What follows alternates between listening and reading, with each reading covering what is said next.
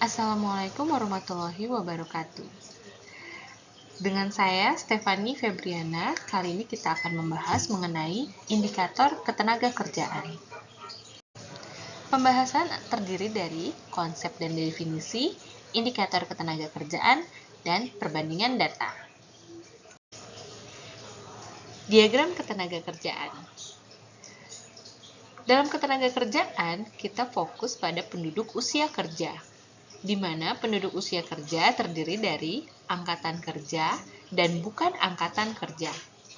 Angkatan kerja terdiri dari bekerja dan pengangguran, sedangkan bukan angkatan kerja terdiri dari sekolah, mengurus rumah tangga, dan lainnya. Apa sih maksudnya penduduk usia kerja? Penduduk usia kerja adalah penduduk berumur 15 tahun ke atas. Setiap penduduk 15 tahun ke atas terbagi menjadi dua, apakah ia akan masuk ke angkatan kerja atau bukan angkatan kerja. Angkatan kerja itu merupakan penduduk usia 15 tahun ke atas yang bekerja atau punya pekerjaan namun sementara tidak bekerja dan yang sedang mencari pekerjaan atau mempersiapkan suatu usaha.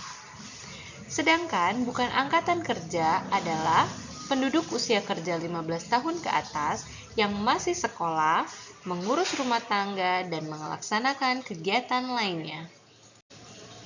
Konsep bekerja merupakan kegiatan ekonomi yang dilakukan oleh seseorang dengan maksud memperoleh pendapatan atau keuntungan paling sedikit 1 jam terus-menerus dalam seminggu yang lalu. Kegiatan tersebut termasuk pula kegiatan pekerja keluarga tanpa upah yang membantu dalam suatu usaha atau kegiatan ekonomi.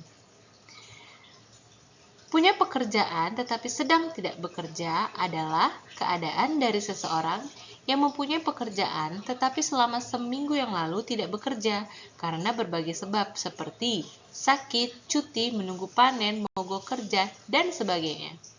Termasuk mereka yang sudah diterima bekerja tetapi selama seminggu yang lalu belum memulai pekerjaan. Pengangguran. Pengangguran terbuka terdiri dari 4 jenis. Yang pertama, yang belum pernah bekerja dan sedang berusaha mendapatkan pekerjaan. Kedua, mereka yang belum bekerja tetapi sedang mempersiapkan usaha. 3, mereka yang sudah diterima bekerja tetapi belum mulai bekerja pada saat pencacahan. Dan yang keempat, mereka yang ingin bekerja tetapi merasa tidak mungkin mendapatkan pekerjaan. Salah satu indikator ketenagakerjaan adalah tingkat partisipasi angkatan kerja atau disingkat TPAK. Merupakan persentase banyaknya angkatan kerja terhadap banyaknya penduduk usia kerja. Pada tahun 2023, TPAK Jakarta Barat adalah sebesar 64,8%. Artinya, pada penduduk usia kerja terdapat 64,8% termasuk golongan angkatan kerja.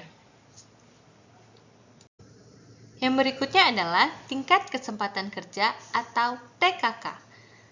Merupakan persentase jumlah bekerja terhadap jumlah angkatan kerja. Pada tahun 2023 sebesar 93,61%. Artinya, dalam angkatan kerja terdapat 93,61% penduduk yang bekerja.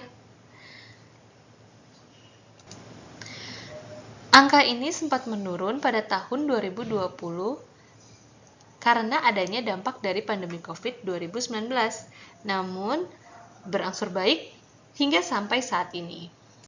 Indikator berikutnya adalah tingkat pengangguran terbuka atau TPT, merupakan persentase jumlah pengangguran terhadap jumlah angkatan kerja. Angka ini merupakan 100% dikurangi dari angka TKK. Pada tahun 2023 sebesar 6,39%. Sama halnya dengan TKK, pada tahun 2020 angka ini sempat menaik karena adanya dampak dari pandemi COVID-19, lalu mengalami perbaikan dari tahun ke tahun hingga sampai saat ini. Mari kita lihat tentang perbandingan data. Untuk data TPAK atau tingkat partisipasi angkatan kerja, Jakarta Barat ditandai dengan warna hijau. Pada tahun 2018 sampai dengan 2020 mengalami peningkatan, kemudian sedikit menurun di tahun 2021 untuk kemudian kembali meningkat hingga sampai 2023. Jika dilihat dengan angka keseluruhan yaitu di angka DKI Jakarta, fluktuatifnya tidak terlalu besar seperti kabupaten kota lain. Berbeda halnya dengan TKK, tingkat kesempatan kerja, pola dari Jakarta Barat hampir sama dengan pola kabupaten lainnya atau DKI Jakarta. Yaitu pada tahun 2018 sampai 2019 mengalami peningkatan, lalu menurun tajam pada tahun 2020, di mana semua wilayah terdampak COVID-19, lalu meningkat lagi secara perlahan sampai dengan tahun 2023. Sehingga dari TPT atau tingkat pengangguran terbuka dapat terlihat kebalikan dari TKK, yaitu di tahun 2018 mengalami peningkatan di tahun 2019, lalu meningkat tajam di tahun 2020, lalu kemudian baru menurun perlahan sampai dengan tahun 2023.